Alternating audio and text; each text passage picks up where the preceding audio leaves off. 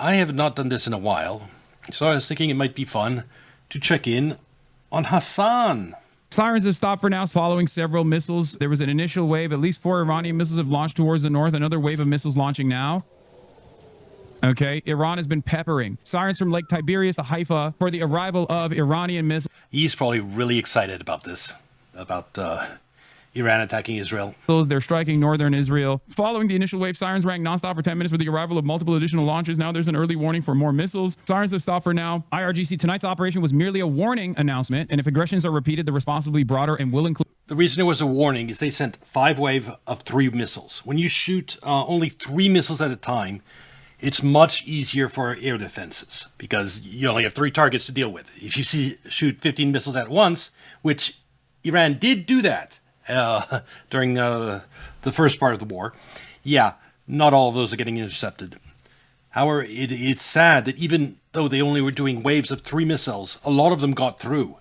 So it shows you how degraded Israel's air defense has become.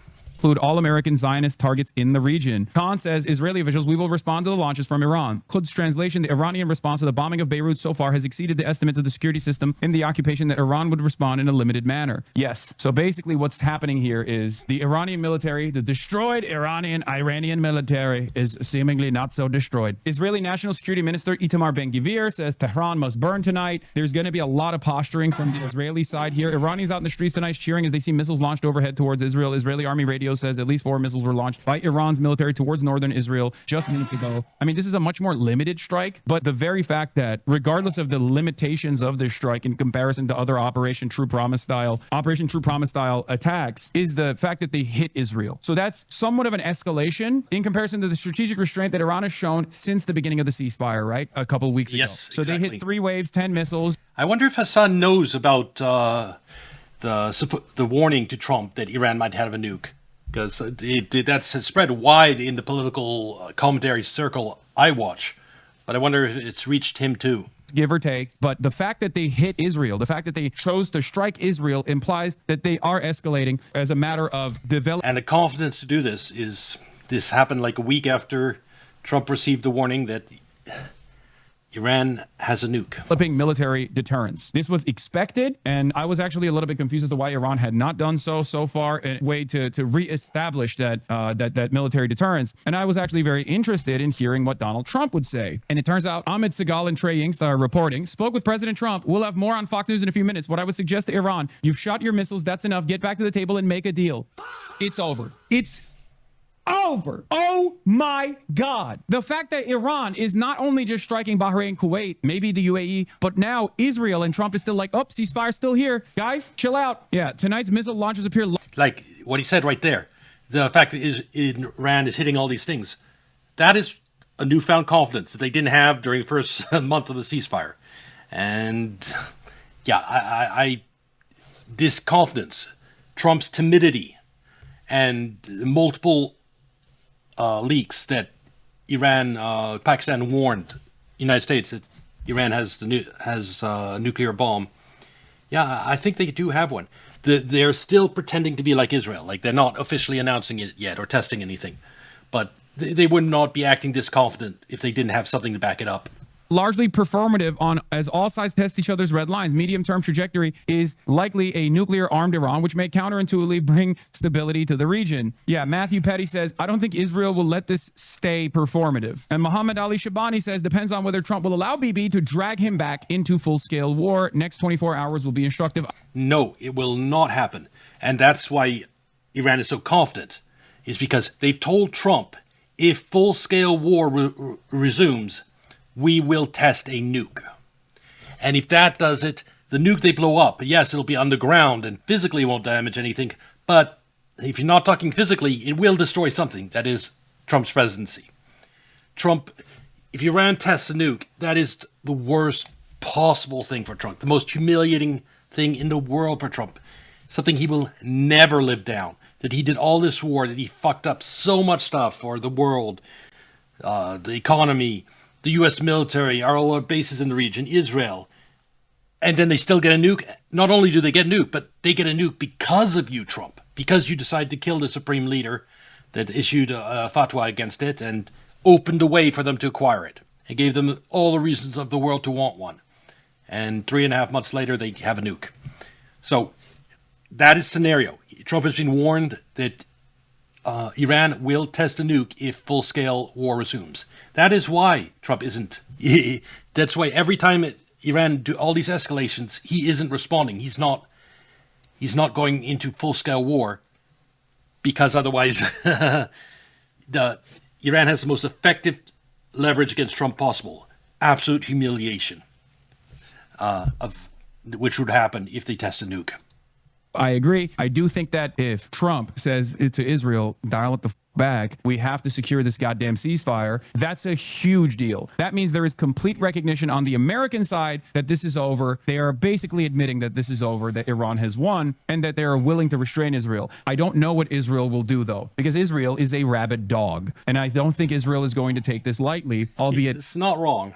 This is symbolic or not. I don't think Israel is going to turn around and be like, well, this is a symbolic attack on Israeli soil. They famously have zero chill on stuff like this because it's an ethno-religious supremacist society. And from their estimation, it's not dissimilar to the moral wound or the major wound that they took, not as a loss of life on October 7 necessarily, but the fact that this like inferior group of people from their calculations was able to conduct such a devastating military operation on Israeli soil. It's an insult. How dare the Iranians strike us? We are superior to them, is the mentality by the likes of Itamar Ben-Gvir and also Israeli society broadly. This is precisely the reason why I found it unique and interesting that Iran had not engaged in this kind of action.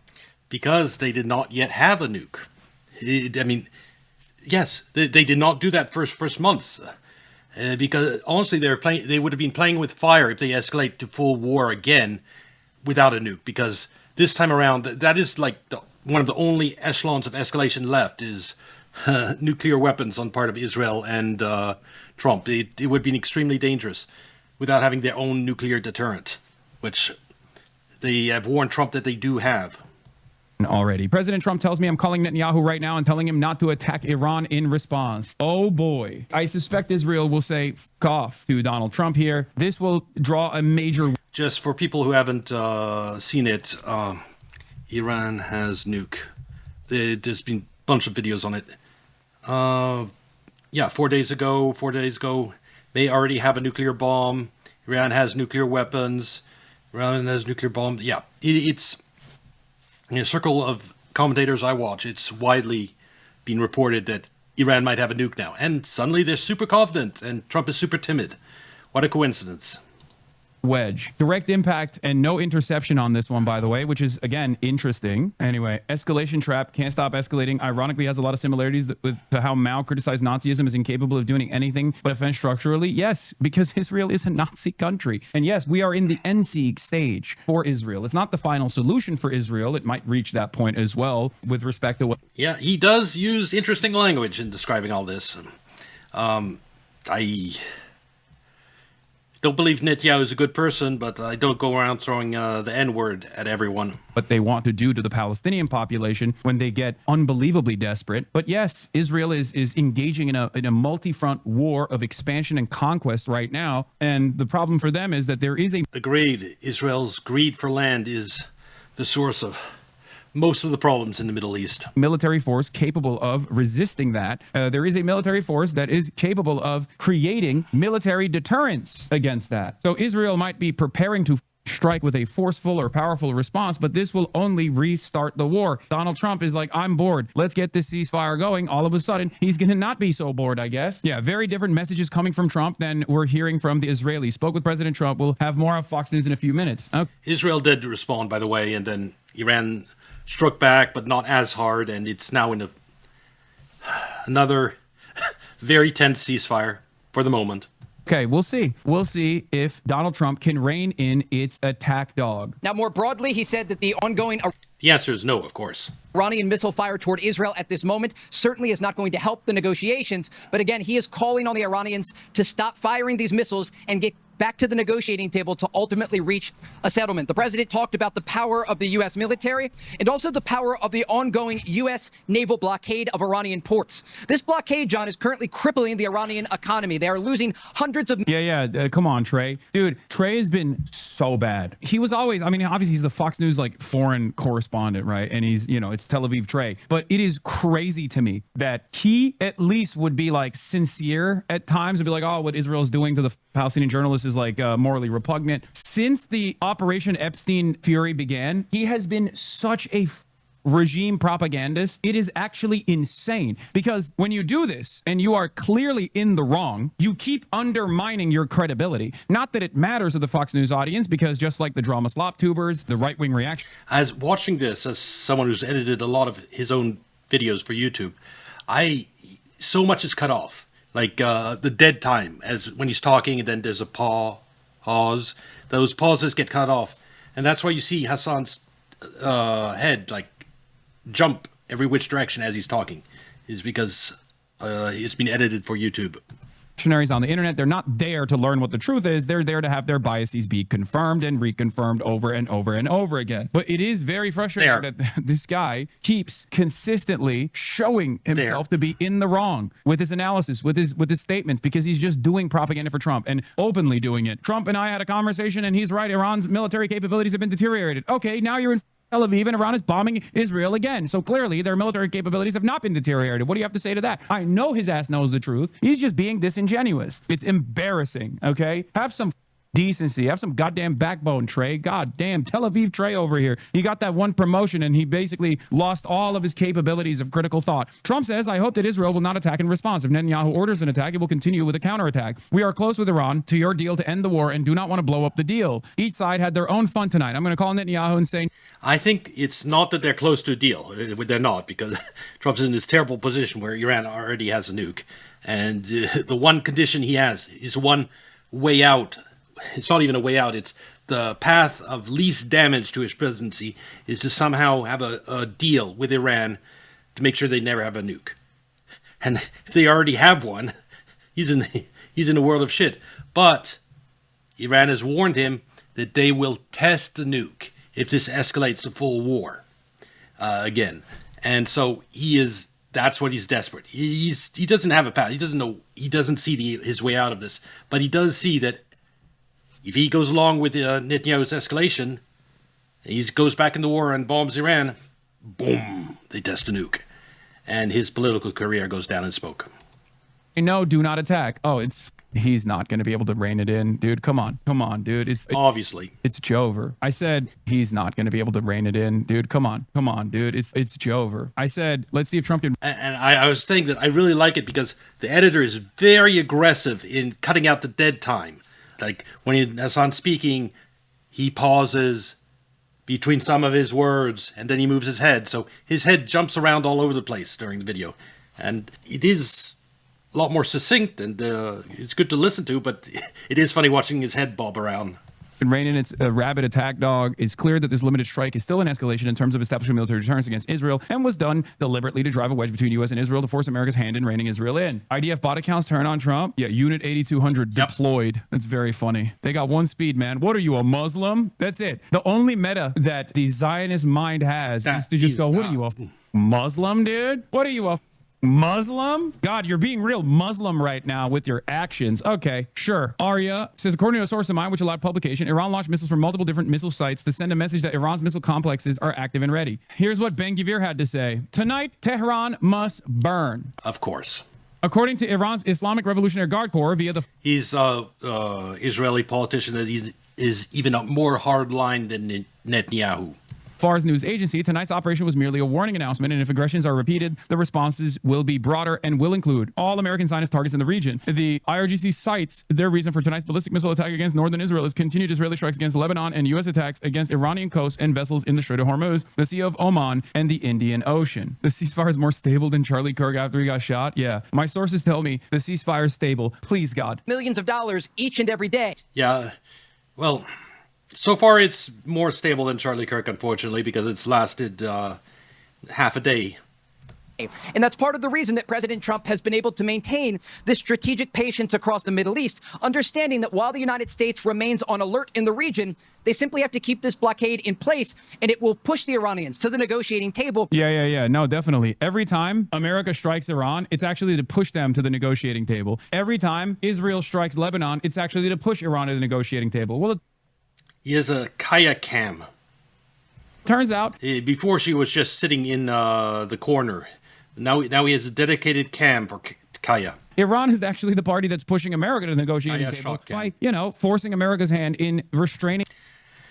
Couldn't he at least have more cushions on the bed? It doesn't look particularly comfortable. Israel. That's the goal here. It's very clear because they are trying to goad Israel into potentially doing something that America doesn't want, because America obviously wants there to be a ceasefire. It's very clear, right? That's part of the reason why they're not bombing Iran right now. Peak Barack Ravid. Yeah, I know.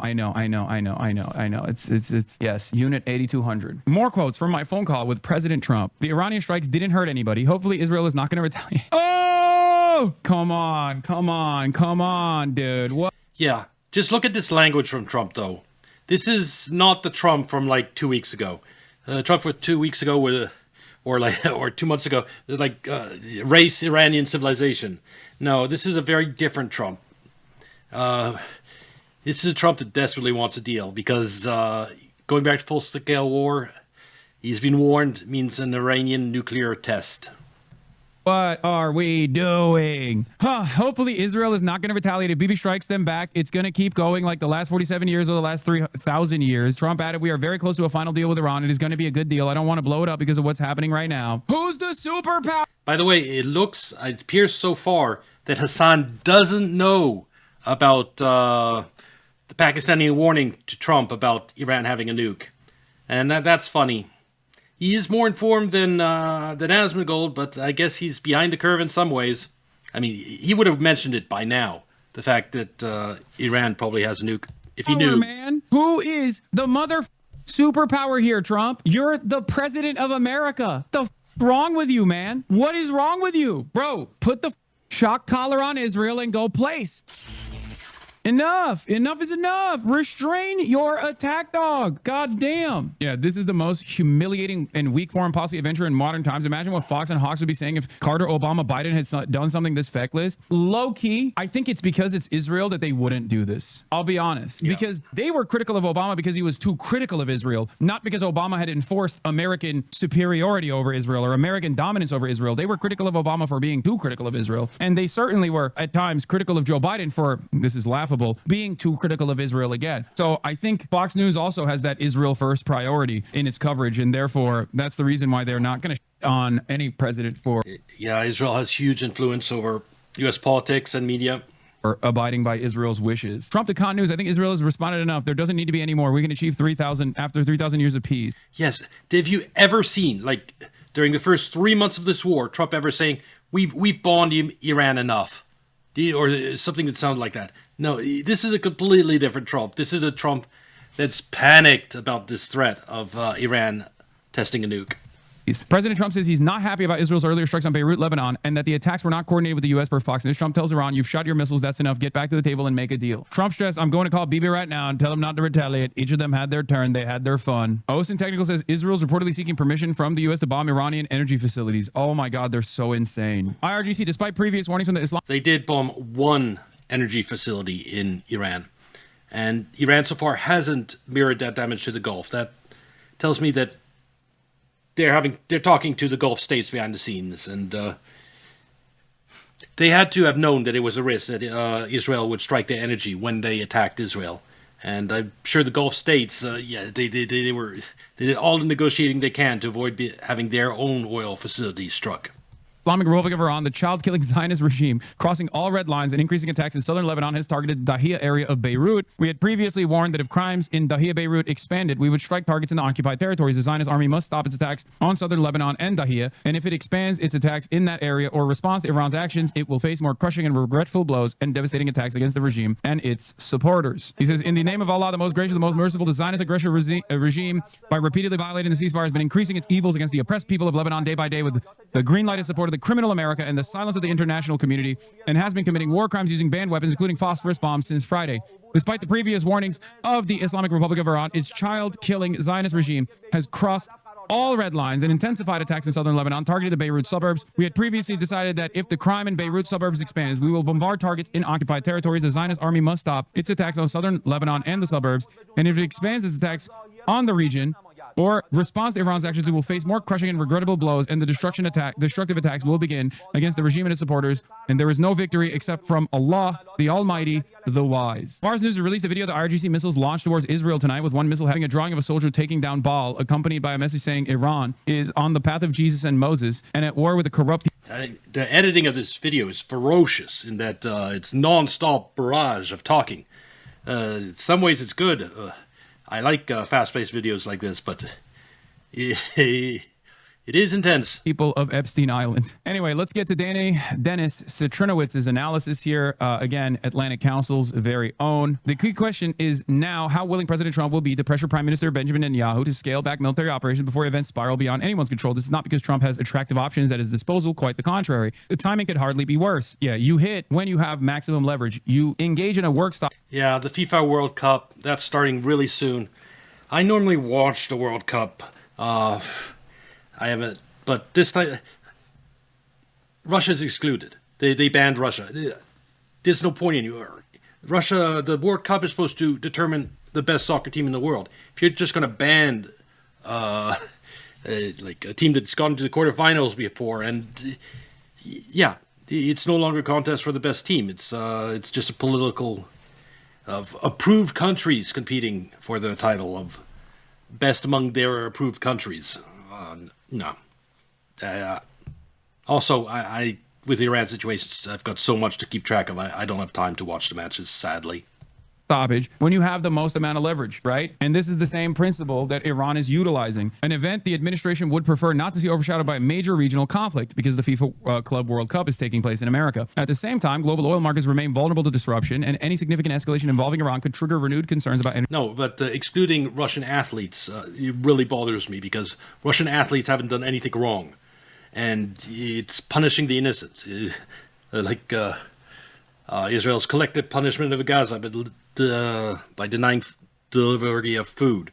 It's, yeah, you target and you just hurt the innocents because you're angry at the Russian government.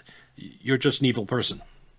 Energy supplies, shipping routes, and price volatility. Against this backdrop, Washington faces an increasingly difficult balancing act, maintaining pressure on Iran and supporting Israel while preventing a broader regional confrontation that could carry substantial geopolitical and economic costs. The challenge is that the longer the current trajectory continues, the harder it becomes to control the pace and scope of escalation. Trump shuts down New York City. There will be no Game 3 watch parties outside of MSG. Due to the Trump visit, the plaza closure was coordinated with Secret Service. NYPD confirmed they are working to establish alternative watch party locations for fans. New York City was rocking after Knicks Game 2 win on the road. Thousands of New Yorkers took celebrations to the streets. I expect Game 3 to be even crazier. Oh my God. I think Donald Trump wants New York to be a permanent blue enclave that it already is. But Donald Trump is solidifying that New York. See the head jumping around everywhere?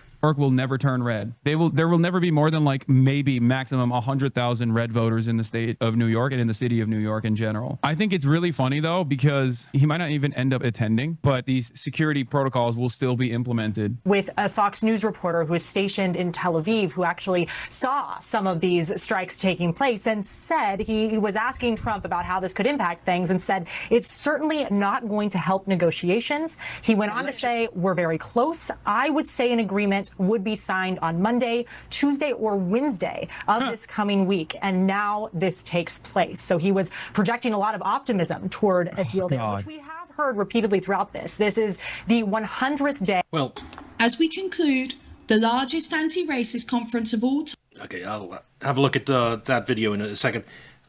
Anyway, I think we got in Hasan's reaction to Iran bombing Israel. He's wandered off to other topics.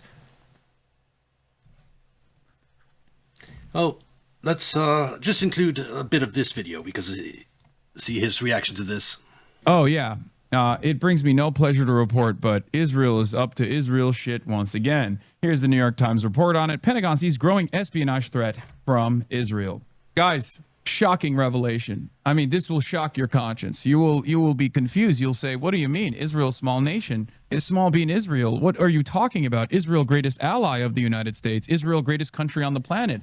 Israel loves attacking Israel so much. Already has direct access into the Situation Room. Israel already gets to have direct conversations with Donald Trump after every negotiation, every talk that takes place between America and Iran. And yet that's not enough. They want to also have, full-blown 24/7 surveillance. Pentagon is sounding the alarm over the increasing spying threat on American officials from Israel. Wait a second. Is he covering... Has he covered the bill that's making its way through Congress to integrate the Israeli military with the U.S. military? That my group of commentators has covered that a lot. But yes, this was one part of it. But that is something he really should be covering or aware of. It'd be big gaps in his coverage if he hasn't touched that. Really, even more access to the U.S. military. Sick. This is good. This means that there's real ruptures, however, between the American side and the Israeli side, because let's be real, if the New York Times is reporting on this, that means the Pentagon wants this out there, okay? That means the State Department and the Pentagon are having a little bit of a problem with the amount of unprecedented access and influence Israel might have with the top of the government. By the way, what I'm talking about, for those watching who don't know, Joe Kent raises the alarm. Joe Kent unveils Israel's plot to hijack U.S. military. House votes to integrate U.S. military and the Israeli military. Yes.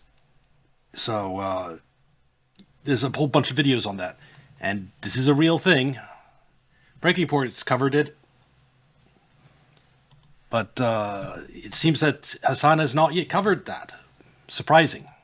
Read this as a sign that the voices that are critical of Israel are gaining a little bit more influence, or at least frustrated enough to leak this information to the New York Times to allow this to be reported. Recent U.S. intelligence reports have raised concerns about Israeli spy agencies eavesdropping on American negotiators working on a peace deal with Iran, amid rising concern over a more general counterintelligence threat by Israel. I assume Trump will probably say that's not true, they're not doing it. Or depending on what he says about this, depending on what his statement on this is, we can measure the temperature in the room between the Israeli side and the Trump administration.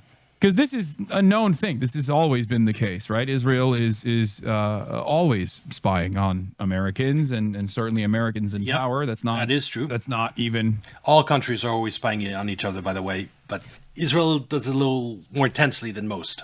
Remotely surprising. What's surprising is that the New York Times is writing about it. What that means that there's some people inside of the State Department or inside of Pentagon, depending on how they wrote about this, I don't know. I mean, I guess it's intelligence reports, so probably coming from the intelligence community that is leaking information on purpose to the New York Times. So the public knows about it, so that Trump gets questioned about it. This means, just like with Dan Cain initially before the Epstein Fury operation was launched, when Dan Cain couldn't make inroads with Trump directly in those rooms, he went to the media. This doesn't mean that Trump is pissed off about this, for the record. It's entirely dependent on how Trump reacts to this that I will make an assessment on where the relationship is.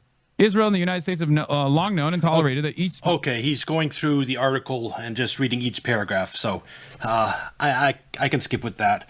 But it was interesting, the fact that Hasan appears to not know that Iran might already have a nuke, and he doesn't appear to know about the plan to integrate the U.S. and Israeli military. That would be something he would be like blaring warning sirens about. So, Hasan, work harder to keep up to date, okay? This is the topic, one topic where you and I sort of are in agreement on, Israel and Iran. Certainly not anything domestic. So, do a better job there. Anyway, this will be on YouTube. Like and subscribe. Come watch on Kick or Twitch. And I'll see you next video. Bye.